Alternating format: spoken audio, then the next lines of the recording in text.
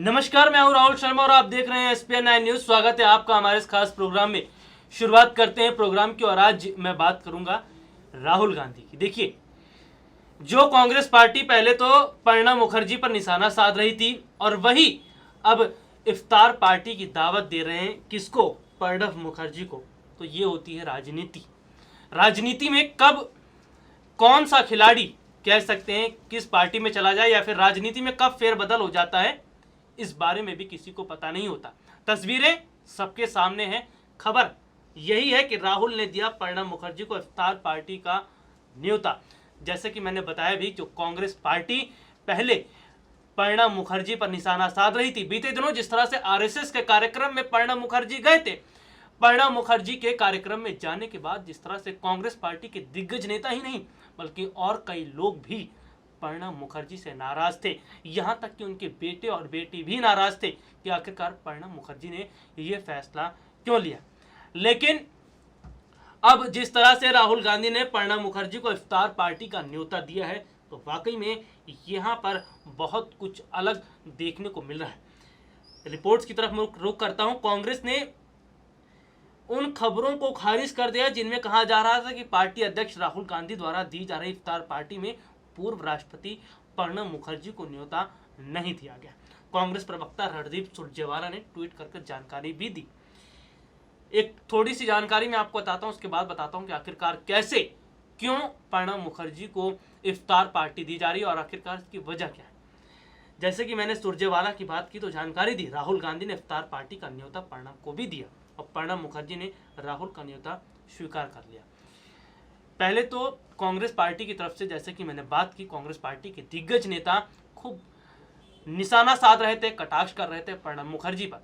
हालांकि प्रणब मुखर्जी ने भी एक बात साफ तौर पर खुलकर कह दी थी। उन्होंने कहा था कि अगर वो पार्टी में शामिल होने गए तो इसका मतलब ये नहीं कि वो एक कांग्रेस नेता के तौर पर गए, वो एक पूर्व राष्ट्रपति के तौर पर वहां पर गए थे और नेता होने से उनका इससे कोई ताल्लुक नहीं रखता।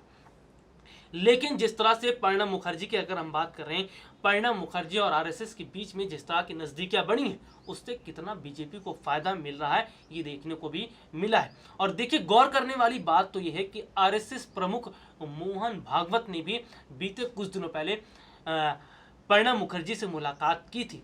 और जैसा कि हम बात कर रहे हैं, चुनावी देश भर में चुनावी माहौल नजर आ रहा है और चुनाव किस तरह से एक अलग रूप ले रहा है और चुनाव में हर तरीके का साम दाम दंड भेद हर तरीका अपनाया जा रहा है। तो इन तरीकों के जरिए चुनाव जीतने की कोशिश है। इन तरीकों के जरिए चुनाव जीतने को लेकर जो है तमाम तरह की तैयारियां भी हैं। तो ऐसे में प्रणब मुखर्जी को दोबारा से अपनी तरफ लाने की कोशिश एक बार फिर कांग्रेस की तरफ से की जा रही है।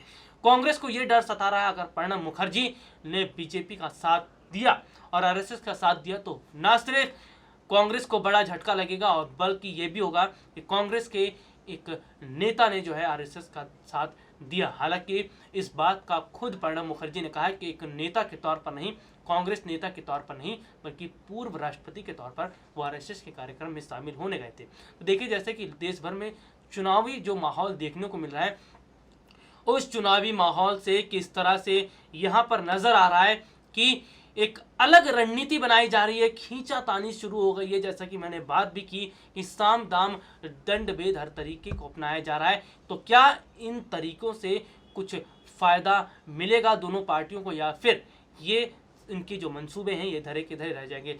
और चुनाव की मैं बात कर लेता हूँ। लोकसभा चुनाव बहुत बड़ा चुनाव है और इसमें जनता जनार्दन तय करेगी कि आखिरकार सत्ता पर किसको बिठाना है और किसे बेदखल करना है।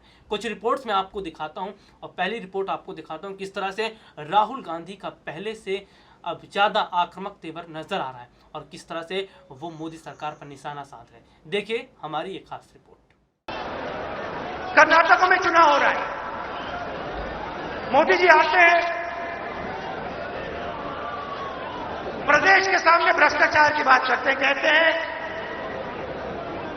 भ्रष्टाचार के खिलाफ में लड़ाई लड़ना। स्टेज पे उनके दाएं साइड पे येदियुरप्पा जी खड़े हैं, बीजेपी के चीफ मिनिस्टीरियल कैंडिडेट जो स्वयं जेल में जा चुके हैं। जेल का पानी, जेल का भोजन खाएं, दूसरी तरफ 4 मंत्री वो भी जेल में आके समय लेके आए, और बीच में नरेंद्र मोदी जी, मैं भ्रष्टाचार के खिलाफ लड़ाई लड़ रहा हूं। देश देख रहा है, कर्नाटक देख रहा है, कह रहा है क्या कह रहे हैं। पीयूष गोयल अपनी कंपनी को डिक्लेयर नहीं करता है, मंत्री बनता है, अपनी कंपनी को डिक्लेयर नहीं करता है, बाद में एक पावर कंपनी को 48 करोड़ रुपए के लिए अपनी कंपनी बेचता है। पहली बार पावर मिनिस्टर अपनी कंपनी किसी पावर कंपनी को बेचता है। नरेंद्र मोदी जी के मुंह से एक शब्द नहीं निकलता। तो देखा आपने कि किस तरह से नजर आया कि राहुल गांधी की जो आक्रामक शैली है, राहुल गांधी का जो अंदाज है, पहले के मुकाबले अब बहुत ज़्यादा बदल चुका है। ना सिर्फ उनकी भाषा शैली बदली है, बल्कि उनके बोलने का अंदाज बदला है। और ये सब चीज़ें कहीं ना कहीं कांग्रेस को फ़ायदा तो पहुंचा ही रही हैं, लेकिन साथ ही साथ अगर मैं बात करूं, जिस तरह से कांग्रेस पार्टी का उन्हें अध्यक्ष बनाया गया, अध्यक्ष पद की जो जिम्मेदारी उन्हें दी गई, उस जिम्मेदारी को बेहतरीन तरीके से वो अदा भी कर रहे हैं। और वहीं अगर मैं बात करता हूं मोदी सरकार की, तो मोदी सरकार में भी रणनीतियां बनाई जा रही हैं, क्योंकि वो भी किसी से पीछे हटने को तैयार नहीं है। बीजेपी के जो बड़े बड़े दिग्गज नेता हैं, वो भी चुनाव जीतने के लिए तमाम तरीके के प्रयास कर रहे हैं, तमाम तरीके से रणनीति बनाई जा रही है, तमाम तरह की योजनाएं बनाई जा रही हैं। वोटर्स को खुश करने के लिए तमाम तरीके से जो है यहाँ पर एक रणनीति बनाई जा रही है, लेकिन कि उनकी रणनीतियों में कितना दम होगा और आखिरकार उन रणनीतियों से कितना फायदा होगा, उनको ये बहुत बड़ा सवाल है। और आपको एक रिपोर्ट मैं दिखाता हूं कि आखिरकार किस तरह से मोदी सरकार भी पलटवार कर रही है कांग्रेस पर।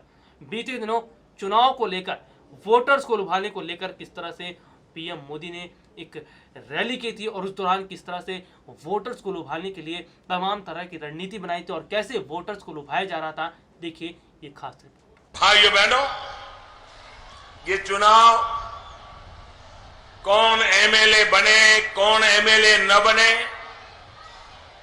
कौन सा दल जीते, कौन सा दल न जीते, किसकी सरकार बने, किसकी सरकार न बने, इतने सीमित उद्देश्य के लिए चुनाव नहीं है। यहां के किसानों का भाग्य कौन बदलेगा, यहां माताओं बहनों को सुरक्षा कौन देगा, यहां के नौजवानों के उज्जवल भविष्य के लिए काम कौन करेगा, इसका निर्णय करने के लिए ये चुनाव है भाइयों बहनों। और इसलिए ये चुनाव एक प्रकार से कांग्रेस के कारनामों के खिलाफ जनता जनार्दन की आशा आकांक्षाओं के बीच एक स्पर्धा का चुनाव है। एक तरफ विकास को समर्पित भारतीय जनता पार्टी है और दूसरी तरफ विकास का हर कदम विरोध करने वाली कांग्रेस पार्टी है। एक तरफ सबका साथ, सबका विकास, इस मंत्र को लेकर के चलने वाली भारतीय जनता पार्टी है, तब दूसरी तरफ सिर्फ और सिर्फ एक परिवार के लिए जो भी करना पड़े करो, वो पार्टी चुनाव के मैदान में है। तो देखा आपने कि किस तरह से वोटर्स को लुभाने के लिए तमाम तरह की रणनीति अपनाई जा रही है। लेकिन देखिए, जैसे कि हम बात कर रहे हैं कि अगर जो रणनीतियां बनाई जाती हैं, आखिरकार उन रणनीतियों से कितना फायदा होगा दोनों पार्टियों के। कर्नाटक में रणनीतियां बनाई गई थी, रणनीतिकार कहा जाता है अमित शाह को। अमित शाह ने जो रणनीति बनाई, उस रणनीति का कुछ खास असर देखने को नहीं मिला। पीएम मोदी भी वहां पर गए थे, रैली भी की थी, लेकिन कुछ खास असर देखने को नहीं मिला। तो ये कह सकते हैं कि उनकी रणनीतियां अब धीरे धीरे विफल साबित होती हुई नजर आ रही हैं। लेकिन 2019 को लेकर आखिरकार क्या रणनीति वो बनाते हैं और उन रणनीतियों में कितना दम होता है, ये आने वाला वक्त बताएगा। लेकिन विपक्षी पार्टियों को जिस तरह से कमजोर समझा जा रहा था और जिस तरह से ये बताया जा रहा था कि विपक्षी पार्टी किसी काम लायक नहीं है, और एक बात हम ये भी कह सकते हैं कि जिस तरह से एक कहावत भी कही गई थी कि खरगोश और कछुए की जब दौड़ हुई थी, उस समय खरगोश को कितना घमंड था कि वो रेस में आगे निकलेगा, लेकिन शायद उसका ये घमंड टूट गया और जब वो हारा तो उससे भी हैरानी हुई कि आखिरकार वो हार कैसे गया। जिस तरह से कछुए ने भले ही धीरे धीरे चाल चली तो लेकिन वो फिर भी विजेता घोषित हुआ।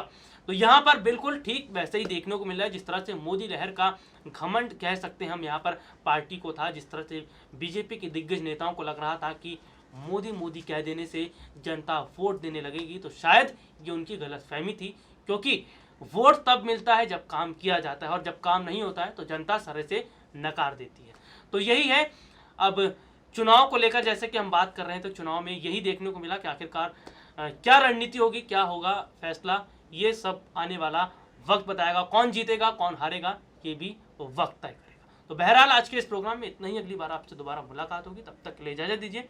नमस्कार।